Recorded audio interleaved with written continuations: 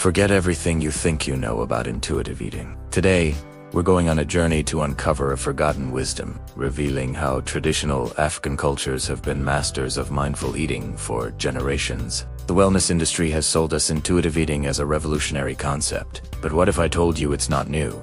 While modern diet culture has us counting calories and measuring portions, our African ancestors were already living in perfect harmony with their food, guided by an ancient wisdom that understood the profound connection between body, spirit, and nourishment. At its core, intuitive eating is simple. Trust your body. Eat when you're hungry. Stop when you're full. But in traditional African cultures, this wasn't a philosophy you learned from a book. It was woven into the very fabric of daily life, passed down as naturally as breathing. Consider the Ubuntu principle. I am because we are.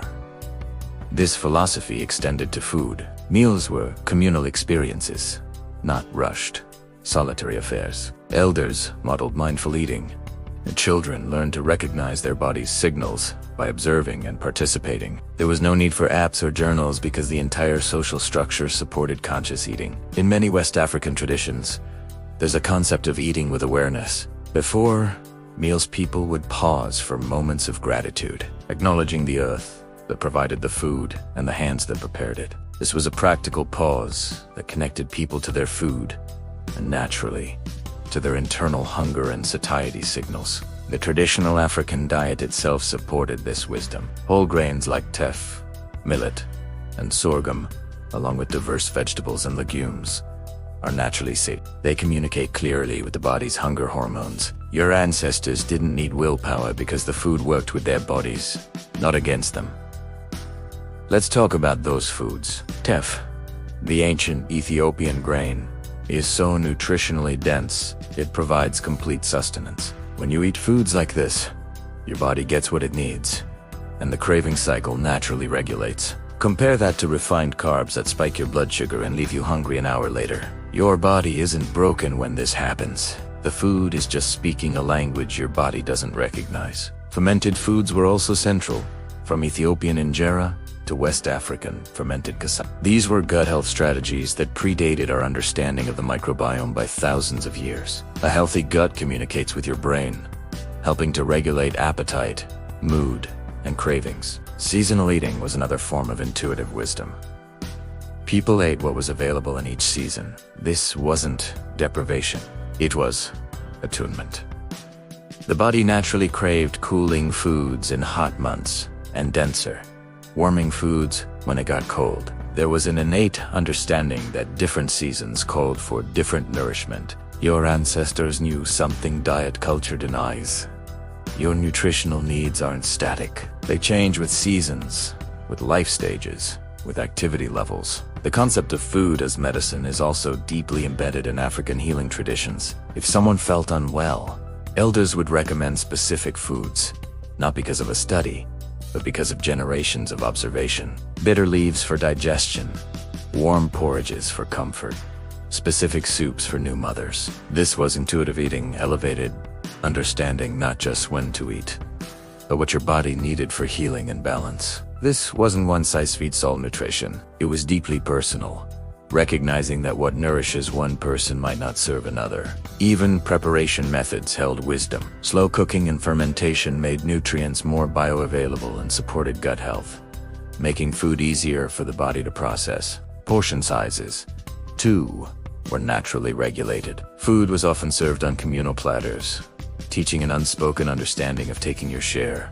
not mindlessly piling your plate. Children learned to recognize satisfaction, not to clean their plates regardless of hunger. The focus was on nourishment and community.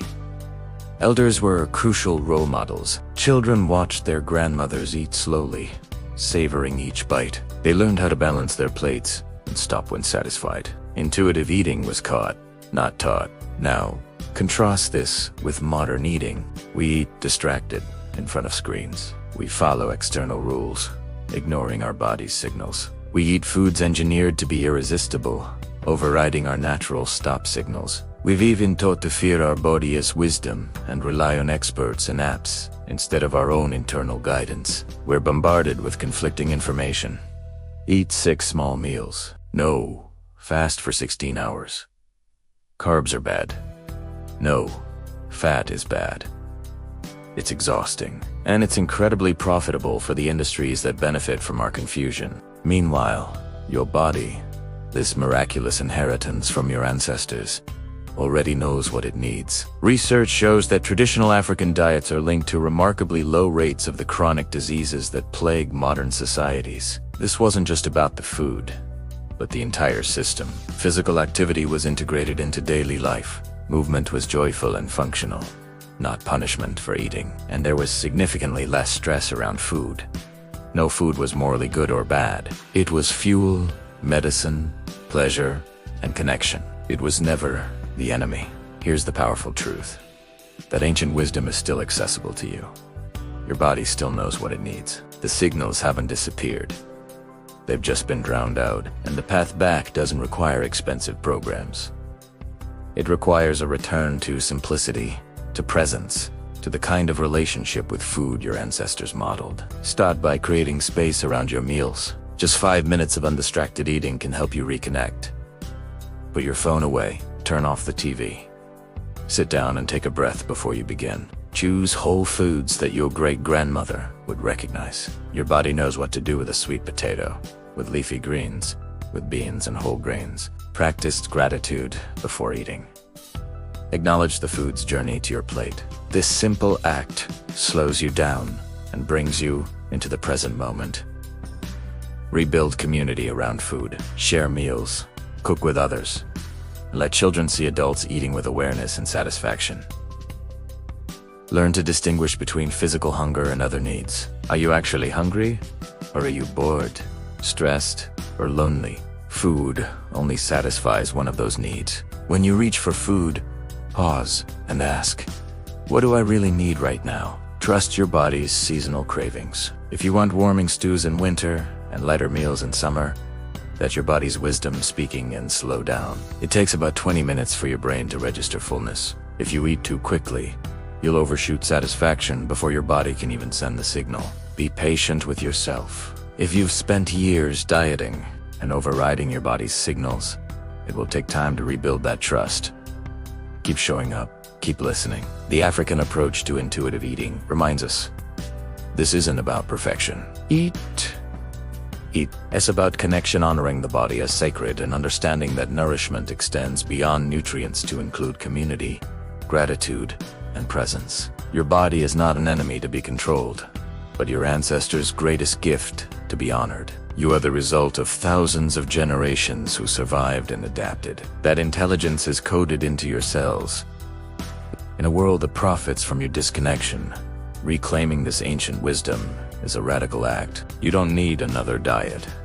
You need to remember what your body has always known. That true nourishment comes from listening and from trust. This is your inheritance. Every time you eat with presence, you honor your ancestors. Every time you trust your body, you break the chains of diet culture. The path forward is actually the path back. Back to simplicity. Back to truth. Back to knowing that your body is wise and that eating can be an act of joy, not anxiety. Your ancestors ate with freedom and intuition. That same freedom is available to you. Start today. Start with your next meal. Sit down. Breathe. Give thanks. Eat slowly. Listen to your body and trust what it tells you. This is how you reclaim your birthright. This is how you come home. Thanks for watching. If this resonated with you, please like, share, and subscribe for more content that connects us to our roots. See you in the next video.